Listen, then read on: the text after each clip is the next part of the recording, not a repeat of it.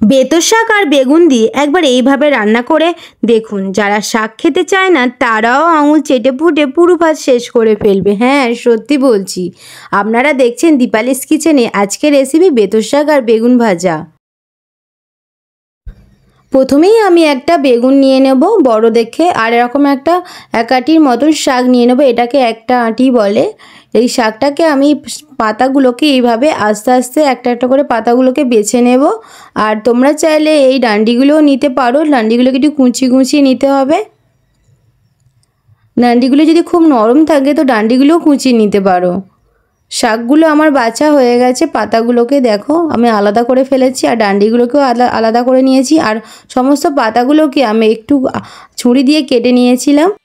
আমি বেগুনটাকেও কেটে নিয়েছিলাম। তারপরে আমি বেগুনটাকে ভেজে নেব। কড়ার মধ্যে সর্ষের তেল গরম করে বেগুনটাকে দিয়ে উপর থেকে অল্প স্বাদ মতো লবণ আর হলুদ দিয়ে আমি বেগুনটাকে ভালোভাবে ভেজে নেব। বেগুনটা এইভাবে কড়ার মধ্যে আমি নাড়তে থাকবো যাতে নুন আর হলুদটা ভালোভাবে মিশে গিয়ে বেগুনটা ভালোভাবে ভাজা হয়ে যায়। ওই কড়াইতেই আমি একটু তেল দিয়ে তেলটাকে গরম করে নিয়ে শুকনো লঙ্কা ফোড়নে দিলাম, কাঁচা লঙ্কা আর পেঁয়াজও আমি দিয়ে দিলাম। দেওয়ার পর পেঁয়াজটা কাঁচা লঙ্কা এগুলো ভেজে নেব। তোমরা চাইলে এই সময় একটু রসুন কুচিও দিতে পারো, আমি রসুনটা দিলাম না। আর দিয়ে দিলাম বেতো শাকটা দিয়ে দিলাম। তোমাদের যদি রসুনের গন্ধটা যদি পছন্দ হয় তোমরা এই সময় একটু রসুনটা তেলের মধ্যে দিয়ে দিতে পারো। আমি লবণ আর হলুদটা দিয়ে দিলাম।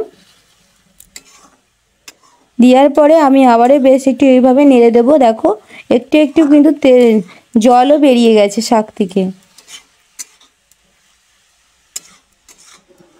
শাকটা দেওয়ার পর কিন্তু এইভাবে মাঝে সাঝে নাড়তে হবে, নাহলে তলায় ধরে যেতে পারে।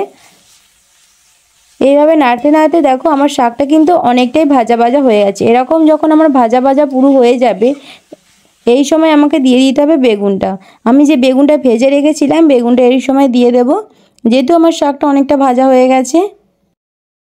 তো বেগুনটা দিয়ে এইভাবে আমি শাকের সাথে মিশিয়ে দেব। বেতো শাক আর বেগুনটা এইভাবে কড়ার মধ্যে আমি কিন্তু ভেজে নেব 2 মিনিটের মতন। তাহলেই কিন্তু আমার রেডি বেতো শাক দিয়ে বেগুন ভাজা রেসিপি। বেতো শাক দিয়ে বেগুন ভাজা রেসিপি আপনারা দেখেই নিয়েছেন। এবার আপনারাও একবার এইভাবে বানিয়ে দেখুন, এর স্বাদ কিন্তু হয় দুর্দান্ত।